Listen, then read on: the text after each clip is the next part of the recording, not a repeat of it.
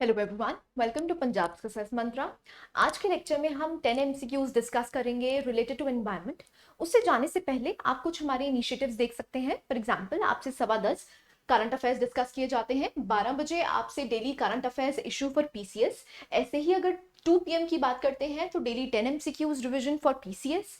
One liner Punjab G K आपसे 3 PM discuss किया जाता है और daily 10 MCQs for Punjab PPSC and PSSS भी आपसे डिस्कस किया जाता है at 6 PM. Done? So let's start. Question number 1 देखते हैं. These sustainable development goals were first proposed in. First statement है 1972 by a global think tank called the Club of Rome. Second आता है these sustainable development goals have to be achieved by 2030. अब आपको correct statements बतानी है. A option है that is 1 only, B है 2 only, C है both 1 and 2 और is it D neither 1 nor 2. हाँ जी, वीडियो को पॉज कीजिए और अपना आंसर मार्क कीजिए। So answer for this particular question is 1 only, sorry 2 only. देखिए, जो फर्स्ट स्टेटमेंट है वो गलत है। वो गलत क्यों है? क्योंकि क्लब ऑफ रोम जो एक थिंक टैंक है उसने sustainable development as a terminology define की थी, लेकिन अगर हम SDGs की बात करते हैं, मतलब सस्टेनेबल डेवलपमेंट गोल्स की बात करते हैं, तो इस थिंक टैंक ने नहीं किया था। अब देखिए, ये पास्ट ईयर यूपीएससी क्वेश्चन है। ये इंपॉर्टेंट क्यों है? क्योंकि क्लब ऑफ रोम एक्चुअली में आपकी ज्योग्राफी की एनसीईआरटीज में डिफाइंड है और वहां पर एक्सप्लिसिटली लिखा गया है कि जो क्लब ऑफ रोम है उन्होंने सस्टेनेबिलिटी की बात करी थी, लेकिन सस्टेनेबल डेवलपमेंट गोल से इनका कोई लेना देना नहीं है। इसीलिए करेक्ट स्टेटमेंट कौन सी हो जाती है? दैट इज सेकंड स्टेटमेंट, क्योंकि सस्टेनेबल डेवलपमेंट गोल्स को हमने अचीव कब तक करना है? 2030 तक अचीव करना है। कितने गोल्स हैं? 17 गोल्स हैं। अगर हम टारगेट्स की बात करते हैं तो कितने टारगेट्स हैं? 169 टारगेट्स हैं। ठीक है जी, आई होप यहां तक क्लैरिटी है। जो सस्टेनेबल डेवलपमेंट गोल है मैं आपको बता चुकी हूं। ब्लूप्रिंट है जिससे कि हम क्या करना चाहते हैं, सस्टेनेबल फ्यूचर बनाना चाहते हैं, लेकिन ये क्लब ऑफ रोम में एज सच डिफाइंड नहीं था। इसको 2015 में लॉन्च किया गया है। किसके द्वारा लॉन्च किया गया है? That is United nation general assembly. और इसको अचीव कब तक करना है? हमने 2030 तक अचीव करना है। ठीक है जी, नेक्स्ट चलते हैं। Just second. ओके, जो क्लब ऑफ रोम है वो एक ग्लोबल थिंक टैंक है और इन्होंने सिर्फ सस्टेनेबिलिटी पे बात करी थी, SDGs पे कोई बात नहीं की थी। सो this is question number 1। Question number 2 पे मूव करते हैं। क्वेश्चन नंबर 2 क्या कहता है उसको देखते हैं। What is the importance of the united convention to combat desertification? अब क्वेश्चन किस पे आया है? UNCCD पे। स्टेटमेंट्स है। Number 1, it aims to promote effective action through national programmes and supportive innovative international partnerships. Second statement कहती है it has a special particular focus on South Asia and North Africa regions and its secretariat facilitates the allocation of a major portion of financial resources to these regions. Third है, it is committed to bottom up approach, encouraging the participation of local people in combating the desertification. अब आपको correct statements बतानी है। correct statements के लिए options दी गई हैं। First option है 1 only, सेकेंड ऑप्शन है 2 and 3, C है 1 and 3, D है 1, 2 and 3। हाँ जी, वीडियो को पॉज कीजिए और अपना आंसर मार्क कीजिए। देखिए, जो ऐसे क्वेश्चंस होते हैं, इन क्वेश्चंस में आप अपनी प्रेजेंस ऑफ माइंड लगाइए जिससे आप आंसर तक पहुंच सकते हैं। एलिमिनेशन टेक्निक लगाइए जिससे आप इजीली आंसर तक पहुंच सकते हैं। Done. Answer for this particular question is that is C। अब C क्या है? 1 and 3। अब इसका मतलब क्या है? जो फर्स्ट स्टेटमेंट है, देखिए फर्स्ट स्टेटमेंट बहुत ही पॉजिटिव स्टेटमेंट है और इसमें एक्सप्लिसिटली कुछ भी गलत नहीं दिख रहा है। जब तक आपको एक्सप्लिसिटली कुछ भी गलत नहीं दिख रहा है, ऑब्वियस सी बात है ये एक इफेक्टिव एक्शन लेगी जिसमें जो भी लोकल नेशनल प्रोग्राम्स हैं उसको ये एनहांस करने की बात करेगी। फर्स्ट स्टेटमेंट करेक्ट हो जाती है। अब सेकंड स्टेटमेंट क्या है? यहां पर ये कहा गया है कि फोकस दिया गया है साउथ एशिया और नॉर्थ अफ्रीका के रीजन्स में, जिनमें इनको फाइनेंशियल रिसोर्सेज भी दिए जाएंगे। इसीलिए ये स्टेटमेंट गलत हो जाती है। राइट। अगर थर्ड स्टेटमेंट की बात करते हैं, it is committed to bottom approach and yes it is again a good thing, तो इसीलिए इसकी प्रोबेबिलिटी हो जाती है कि ये सही ही होगा। डन। सो इसीलिए आंसर क्या बन जाता है, that is first statement and third statement are correct. Next question पे मूव करते हैं। यूएनसीसीडी के बारे में कुछ आप जानकारी ले लीजिए। ये फोर्स में कब आई थी, 1996 में, और इसका मेन मकसद क्या है, डिजर्टिफिकेशन और ड्रॉट्स को केटर करना, और इंडिया ने इसको रैटिफाई कर दिया था कब, 1996 में ही। और अगर हम इंडिया में नोडल एजेंसी देखते हैं तो कौन सी होगी, that is ministry of environment. ठीक है जी, आई होप यहां तक क्लैरिटी है। नेक्स्ट पे चलते हैं। अगेन आप क्योंकि ये ड्रॉट्स को भी केटर करती है, तो एटलीस्ट आपको टाइप्स ऑफ ड्रॉट्स पे क्वेश्चन पूछ सकते हैं, प्रोबेबल क्वेश्चन है ये। ठीक है। सो अगर हम ड्रॉट्स की बात करते हैं, सबसे पहले है मेट्रोलॉजिकल ड्रॉट। अब जो मेट्रोलॉजिकल ड्रॉट है वो एक्चुअली में क्या होता है, it is an extended period of dry weather patterns. So जो ड्राई वेदर पैटर्न्स है, फॉर एग्जाम्पल अगर आपका मॉनसून 1 जून को आना था लेकिन वो डिले होके 15 जून या 30 जून तक चला गया है, तो उस पर्टिकुलर पीरियड को हम क्या कह देंगे, that is meteorological drought. So drier regions जो ज्यादा एग्जिस्ट करते हैं, कपल ऑफ डेज के लिए एग्जिस्ट करते हैं, तो उसको कहा जाता है मेट्रोलॉजिकल ड्रॉट। नेक्स्ट की बात करते हैं, अगर हाइड्रोलॉजिकल ड्रॉट की बात करते हैं, तो जो भी आपका वाटर सप्लाई रिवर्स में है, ग्राउंड वाटर में अगर डिप्लीशन देखने को मिलती है, तो उसको कहते हैं हम हाइड्रोलॉजिकल ड्रॉट। नेक्स्ट आता है एग्रीकल्चरल ड्रॉट। अब एग्रीकल्चरल ड्रॉट क्या है, जब आपकी वाटर शॉर्टेज हो जाती है एग्रीकल्चरल फील्ड्स में, तो उसको कहा जाता है एग्रीकल्चरल ड्रॉट। ऐसे ही अगर हम इकोलॉजिकल ड्रॉट की बात करते हैं, सो ये काफी रिसेंटली डिफाइन किया गया है। इसका मकसद क्या है, इसका मतलब क्या है कि जो भी आपके इकोलॉजिकल डैमेज हो रहे हैं due to lack of soil moisture, क्योंकि अगर सॉइल में मॉइस्चर नहीं है, वो उतनी ज्यादा न्यूट्रिटिव नहीं रहेगी, जिसकी वजह से उस एनवायरनमेंट की जो इकोलॉजी है वो डिसबैलेंस हो जाएगी, इम्बैलेंस हो जाएगी, जो एक्चुअली में उस रीजन के लिए क्या करेगी, हार्म पहुंचाएगी। ठीक है जी। So this is ecological drought. Last one is socio economic drought. अब इसका मतलब क्या है, जब आपको वाटर शॉर्टेज देखने को मिलती है, जो भी आपकी सप्लाई है, जैसे फॉर एग्जांपल वाटर टैप्स में वाटर नहीं आ रहा है, तो उसका मतलब क्या है, सोशियो इकोनॉमिक ड्रॉट है। सो जो भी कमोडिटीज हैं such as water, food grains, fish, ये जो आपको देखने को मिल रही है, इनकी सप्लाई चेन में अगर इफेक्ट होता है तो उनको कहा जाता है सोशियो इकोनॉमिक ड्रॉट। ठीक है जी, आई होप यहां तक क्लैरिटी। नेक्स्ट पे चलते हैं, क्वेश्चन नंबर 3। क्वेश्चन नंबर 3 क्या कहता है, the term intended nationally determined contributions is sometimes seen in the news in the context of what. So आपसे INDCs के बारे में पूछा गया है, सिंपल क्वेश्चन है, ये क्वेश्चन सबका करेक्ट होना चाहिए। नंबर 1 है, pledges made by the European countries to rehabilitate refugees from the war affected Middle East. Second statement दी गई है, plan of action outlined by the countries of the world to combat climate change. Third statement दी हुई है, capital contributed by the member countries in the establishment of Asian Infrastructure Investment Bank. Or is it D, that is plan of action outlined by the countries of the world regarding the SDGs? Now ये news से related है, INDCs आप बहुत बारी पढ़ते हैं, सो INDCs किससे related है, तो आंसर देखते हैं। Your answer becomes that is B. अब देखिए किससे रिलेटेड है, क्लाइमेट चेंज से रिलेटेड है। इंटेंडेड डिटर्मिन्ड कॉन्ट्रीब्यूशंस का मतलब क्या है, हर एक कंट्री वॉलंटरली क्या करती है, अपने टारगेट सेट करती है कि हम अपनी कंट्री में जो क्लाइमेट चेंज हो रहा है उसके लिए क्या क्या करेंगे। So these are the INDCs। ऐसे ही इंडिया की भी कुछ INDCs हैं जो आपको पता होनी चाहिए। सो जो टारगेट्स हैं हमारे अंडर पेरिस अग्रीमेंट 2030 वो क्या है वो भी पता होनी चाहिए। सो अगर हम बात करते हैं ग्रीन हाउस गैस एमिशंस की, सो उसकी जो इंटेंसिटी है हमें कितनी परसेंटेज कम करनी है, दैट इज 33 to 35%। ऐसे ही 40% ऑफ इट्स पावर कैपेसिटी, जो पावर कैपेसिटी एग्जिस्ट करती है वो किससे होनी चाहिए, नॉन फॉसिल फ्यूल से होनी चाहिए।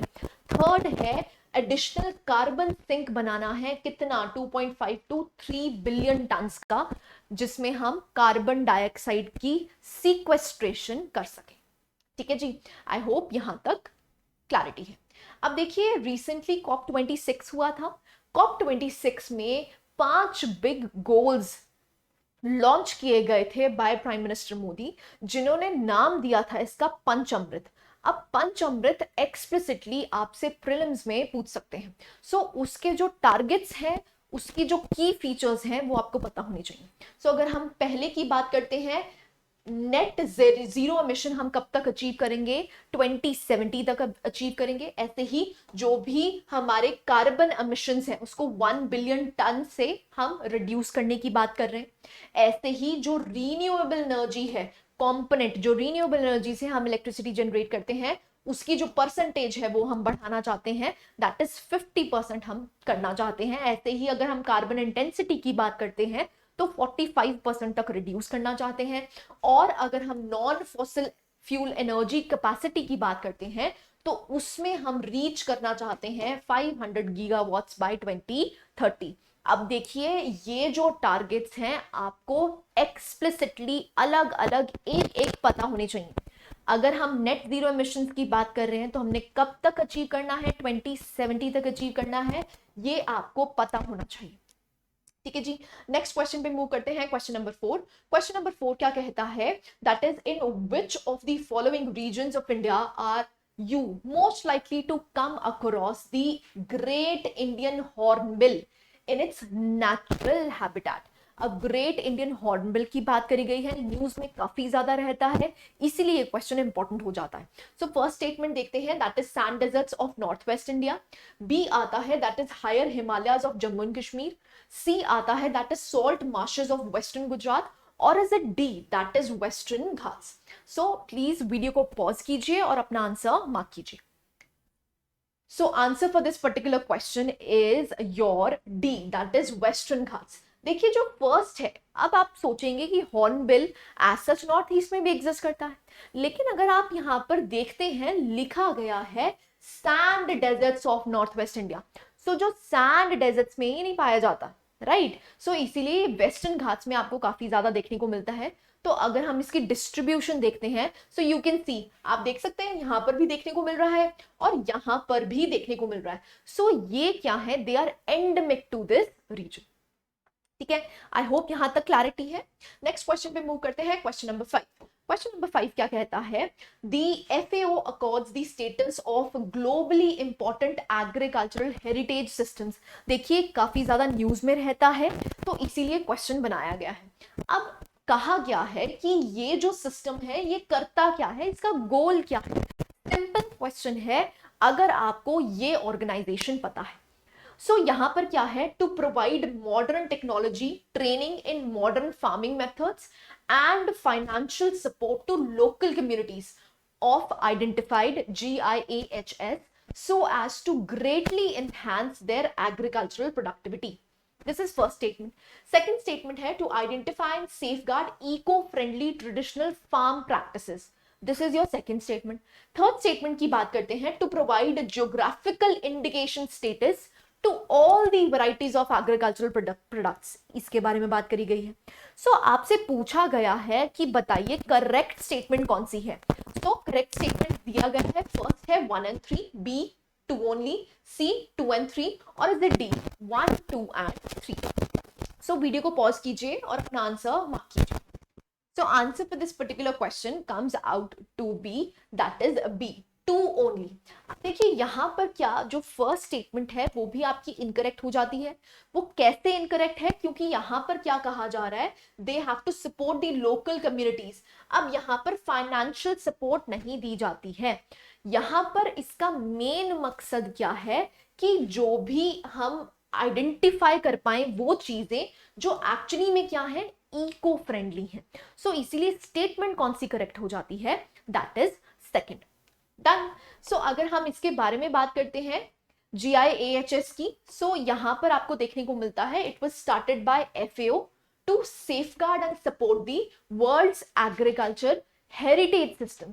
अब देखिए हेरिटेज का मतलब क्या है कि जो एग्रीकल्चरल सिस्टम्स आपको सदियों से देखने को मिल रहे हैं। फॉर एग्जाम्पल एक रीजन स्पेसिफिक एग्रीकल्चरल प्रैक्टिसेस होती हैं जो आपको पुश्तैनी दिखती है, मतलब सदियों से होती आ रही है, तो उसको कंजर्व करने की रिस्पॉन्सिबिलिटी किसकी है? दैट इज GIAHS की। ठीक है जी, आई होप यहां तक क्लैरिटी है। सो ऐसे ही अगर हम बात करते हैं जितने भी लैंडस्केप जिसमें एस्थेटिक ब्यूटी देखने को मिलती है और वहां पर एग्रीकल्चर भी किया जाता है, तो उन पर्टिकुलर रीजन्स को, उन पर्टिकुलर एग्रीकल्चरल हेरिटेज सिस्टम्स को ये रिकॉग्नाइज करता है। ठीक है जी। सो अगर हम यहां पर इंडिया की बात करते हैं तो अभी फॉर द टाइमिंग 3 ऐसी कैटेगरीज हैं जो एक्चुअली में GIAHS साइट्स बनाई गई हैं। कौन कौन सी हैं वो बहुत इंपॉर्टेंट हो जाती हैं, आपसे प्रीलिम्स में पूछ सकते हैं। सो पहला है Pampore saffron heritage of Kashmir. So ये कहाँ की है? कश्मीर की है। कौन सा रीजन है? पंपोर रीजन, जहां पर आपको सैफरन कल्टीवेशन काफी अच्छी देखने को मिलती है and it is a heritage system. Then next आता है कोरापुट। जो कोरापुट ट्रेडिशनल एग्रीकल्चर है वो कहाँ की है? दैट इज ओडिशा की। ऐसे ही अगर हम केरला की बात करते हैं तो कुटनाड बिलो सी लेवल फार्मिंग जो प्रैक्टिस की जाती है, जो कि हेरिटेज सिस्टम है, वो कहां पर पाया जाता है? दैट इज इन केरला। ठीक है जी। नेक्स्ट क्वेश्चन पे मूव करते हैं, क्वेश्चन नंबर 6। क्वेश्चन नंबर 6 क्या कहता है? Consider the following pairs terms that are seen in news. First है दैट इज एनेक्स 1 कंट्रीज। किससे रिलेटेड है? कार्टाजीना प्रोटोकॉल से रिलेटेड है। सेकंड स्टेटमेंट जो है सर्टिफाइड एमिशन रिडक्शन जिनको CERs कहते हैं, क्या वो रिलेटेड है नगोया प्रोटोकॉल से? थर्ड स्टेटमेंट दे रखी है CDM that is clean development mechanisms, क्या वो रिलेटेड है क्योटो प्रोटोकॉल से? अब आपको बताना है कौन सी करेक्टली मैच्ड है। सो फर्स्ट है दैट इज 1 and 2, बी है 2 and 3, सी है 3 ओनली, और is the D 1, 2 and 3 only. So video को पॉज कीजिए और अपना आंसर मार्क कीजिए। So answer for this particular question is that is C. C का मतलब क्या है? 3 ओनली। अब देखिए एनेक्स 1 कंट्रीज और जो आपकी CERs हैं, देखिए CERs तो आपको पता होना चाहिए क्योंकि अगर आपने क्योटो प्रोटोकॉल करा है तो आपने इनके बारे में जरूर पढ़ा होगा। सो यहाँ पर जो कार्टाजीना प्रोटोकॉल की अगर बात करते हैं तो वो किस में डील करता है? LMOs में। LMOs का मतलब क्या है? Living modified organisms. अब यहाँ पर क्या है, जो कार्टाजीना प्रोटोकॉल है वो किसके द्वारा है, किसके लिए बनाई गई है? बायो सेफ्टी के लिए बनाई गई है। सो यहां पर क्या बात करी जाती है? That is the safe handling, transport and use of LMOs। सो यहां पर कोई भी एनेक्स 1, एनेक्स 2 कंट्रीज एग्जिस्ट नहीं करती। ठीक है जी। सो इसीलिए जो फर्स्ट वाला मैच था वो आपका इनकरेक्ट हो जाता है। ऐसे ही अगर हम बात करते हैं आपकी CERs की, CDMs की, वो कहां पर एग्जिस्ट करते हैं? That exist in the Kyoto protocol. So Kyoto protocol में आपको देखने को मिलेगा सबसे पहला है इंटरनेशनल एमिशन ट्रेडिंग सिस्टम्स, दूसरा है CDM और तीसरा है जॉइंट इंप्लीमेंटेशन। सो अगर हम जॉइंट इंप्लीमेंटेशन की बात करते हैं तो दोनों ही कंट्रीज कौन सी होती हैं? हाई इनकम कंट्रीज होती हैं। ऐसे ही अगर हम एमिशन ट्रेडिंग की बात करते हैं तो यहाँ पर हाई इनकम कंट्रीज ही होती हैं। लेकिन अगर हम CDM की बात करते हैं, that is clean development mechanism की बात करते हैं, तो यहाँ पर एक होती है हाई इनकम कंट्री और जो B कंट्री होती है वो या तो लो या फिर मिडिल इनकम कंट्रीज होती हैं। सो ये तीनों ही जो स्ट्राटास हैं ये किस में डिवाइडेड हैं? That is Kyoto protocol. इसीलिए आपका जो सेकंड स्टेटमेंट है और जो थर्ड स्टेटमेंट है वो भी इनकरेक्ट हो जाता है। सॉरी, थर्ड स्टेटमेंट करेक्ट हो जाता है लेकिन सेकंड स्टेटमेंट जो है वो इनकरेक्ट हो जाता है। ठीक है जी। सो नेक्स्ट क्वेश्चन पे मूव करते हैं, क्वेश्चन नंबर 7। क्वेश्चन नंबर 7 क्या कहता है? Which of the following best describes the aim of Green India Mission? Now this becomes very very important। क्यों? क्योंकि आपके NAPCC का ये एक एजेंडा है ग्रीन इंडिया मिशन। अब इन्होंने पूछा है मेन एम क्या है। क्वेश्चन को ध्यान से पढ़िएगा, स्टेटमेंट्स बहुत क्लोज हैं। क्योंकि फर्स्ट स्टेटमेंट है incorporating environmental benefits and costs into the union and the state budget thereby implementing the green accounting। सो यहां पर बात की गई है कि environmental benefits और costs हर स्टेट को, यूनियन को बनाने पड़ेंगे जिसमें ग्रीन अकाउंटिंग एक प्रॉपरली बजट में इंट्रोड्यूस किया जाएगा। क्या ये इसका एम है? दूसरा स्टेटमेंट है launching the second green revolution to enhance agricultural output so as to ensure food security to one and all in the future. अब यहां पर बात करी जा रही है कि क्या ये ग्रीन रेवोल्यूशन 2.0 की बात करता है, क्या ये इसका मेन एम है। थर्ड स्टेटमेंट है restoring and enhancing forest cover and responding to climate change by a combination of adaptation and mitigation measures. So यहां पर क्या बात करी जा रही है कि फॉरेस्ट कवर अगर हमें इंक्रीज करना है तो क्या ये इसका मेन एम है। सो आपको 3 स्टेटमेंट्स दी गई हैं, आपसे पूछा गया है मेन एम क्या है इनका, किसका, that is green India mission का। सो पहला ऑप्शन है 1 only, B 2 and 3 only, C 3 only, or is it D 1, 2 and 3 only? So answer for this particular question comes out to be C. इसका मतलब सिर्फ 3 ही करेक्ट है। देखिए ग्रीन अकाउंटेंट की कोई बात नहीं करी गई है। ग्रीन इंडिया मिशन का मेजर मकसद क्या है कि हम अपने फॉरेस्ट कवर को एनहांस कर पाए। सो यहां पर जो भी क्लाइमेट चेंज हो रहा है उसमें अडेप्टेशन और मिटिगेशन प्रोसेसेस को हम इंक्लूड कर पाए जिससे कि फॉरेस्ट कवर इनहैंस हो। आई होप यहां तक क्लैरिटी है। सो इसीलिए आपका स्टेटमेंट जो करेक्ट हो जाता है दैट इज थर्ड। सो ये मैंने आपको सारा एनएपीसीसी के बारे में बताया गया है। आप अपनी वीडियो को पॉज कर सकते हैं और इनके बारे में रीड कर सकते हैं क्योंकि एनएपीसीसी एज अ मिशन बहुत ज्यादा इंपॉर्टेंट है। जितने भी इसके सब मिशंस हैं वो भी इंपॉर्टेंट है। ठीक है जी, नेक्स्ट क्वेश्चन पे मूव करते हैं। Question number 8। क्वेश्चन नंबर 8 क्या कहता है, what are the unique features about Kharai camel. Kharai camel के बारे में पूछा गया है, a breed found in India. First statement है it is capable of swimming up to 3 kilometres in sea water. Second statement है it survives by grazing on the mangroves. Third statement है it lives in the wild and cannot be domesticated. तीनों statements दी गई हैं, आपको correct choose करनी है। ए है 1 and 2, B है 3 only, सी है 1 and 3 only, और is it D 1, 2 and 3 only? So video को पॉज कीजिए और अपना आंसर मार्क कीजिए। So answer for this particular question comes out to be A, that is first and second statements are correct. देखिए खड़ाई खड़ाई खारा, इसी किससे बना हुआ है एक्चुअली में, खारा। खारा मीन्स व्हाट, सॉल्टी। अगर आप इसकी वर्ड को ही पहचान पाते तो एटलीस्ट आप कुछ आंसर्स को एलिमिनेट कर सकते हैं, कुछ स्टेटमेंट्स को एलिमिनेट कर सकते हैं। सो खड़ाई एक्चुअली में किससे बना है, खारा से बना है। खारा मीन्स सॉल्टी। सो हम कह सकते हैं, अगर आपको नहीं भी पता था, क्योंकि मैंग्रोव्स क्या है, सॉल्टी रीजन्स में एग्जिस्ट करते हैं, तो शायद सेकंड स्टेटमेंट करेक्ट हो सकती थी। सो इसका मतलब क्या है, अगर आप एलिमिनेशन टेक्निक लगाते तो एटलीस्ट आप 50% पे पहुंच जाते, 1 and 2 only and 1, 2 and 3 only.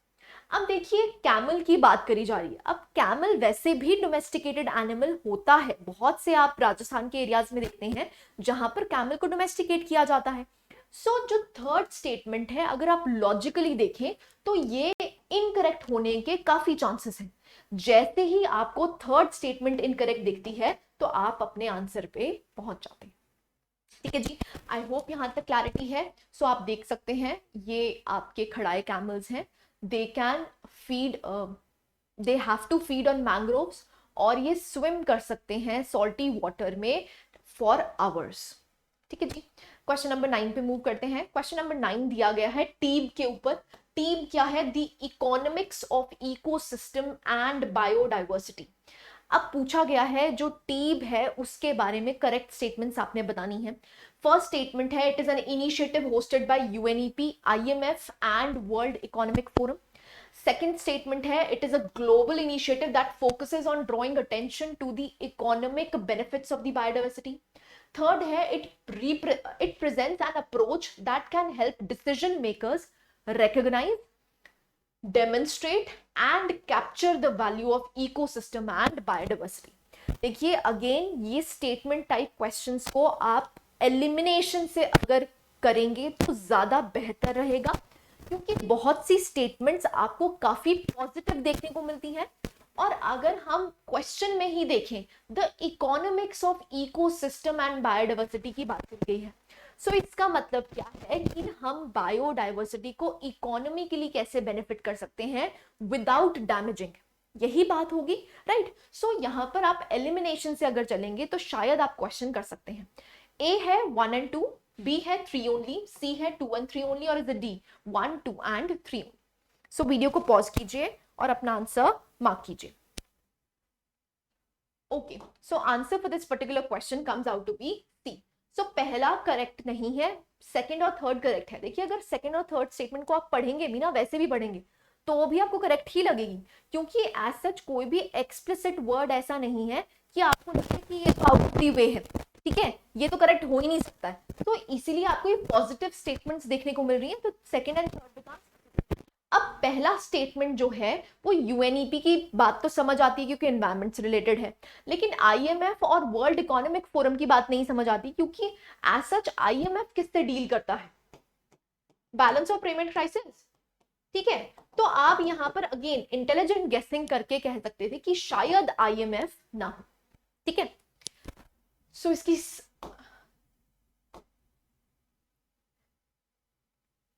So team करता क्या है, देखिए टीम के बारे में बात करते हैं। The economics of ecosystem and biodiversity is a global initiative that is focused on the making nature's values visible. So इनका एजेंडा क्या है, जिसमें वो इकोसिस्टम को सॉरी एनवायरमेंट और इकोसिस्टम बायोडाइवर्सिटी से इकोनॉमिक बेनिफिट लेने की बात कर रहे हैं। सो यहाँ पर ऑब्जेक्टिव क्या है, मेन स्ट्रीम करना the values of biodiversity and ecosystem.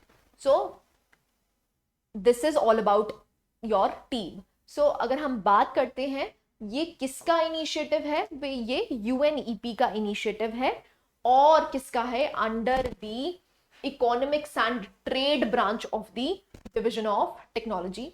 Simple है, याद रखिए किसका इनिशिएटिव है, UNEP. That's it. Last question for the day, with reference to red standards sometimes seen in the news, consider the following statements. First है, it is a tree species found in a part of South India. Second है, it is one of the most important trees in the tropical rainforest areas of South India. दोनों statement से correct statement बतानी है। ए है 1 only, B है 2 only, सी है both 1 and 2, और is it D neither 1 nor 2। Red Sanders काफी ज्यादा न्यूज में रहता है, रादर इसके ऊपर मूवीज भी बनी हुई हैं। तो रेड सैंडर्स क्या है और कहाँ पर पाया जाता है, और जनरली ये ट्री कहाँ पर किस पर्टिकुलर फॉरेस्ट में ग्रो करता है। So answer for this particular question comes out to be that is A. अब ये जो रेड सैंडर्स है, रेड सैंडर्स क्या है, आपको पाया कहाँ जाता है, देखिए ये डेसिडुअस फॉरेस्ट में पाया जाता है। इसीलिए जो आपका सेकंड स्टेटमेंट है ना, क्योंकि यहाँ पर क्या लिखा हुआ था कि जो इंपॉर्टेंट ट्रीज हैं वो आपको ट्रॉपिकल रेन फॉरेस्ट में देखने को मिलते हैं। सो इसीलिए ये गलत हो जाता है। ये ट्रॉपिकल रेन फॉरेस्ट का ट्री नहीं है, किसका ट्री है, डेसिडुअस का है। सो इसीलिए डेसिडुअस फॉरेस्ट में पाया जाता है। I am sorry, just a second.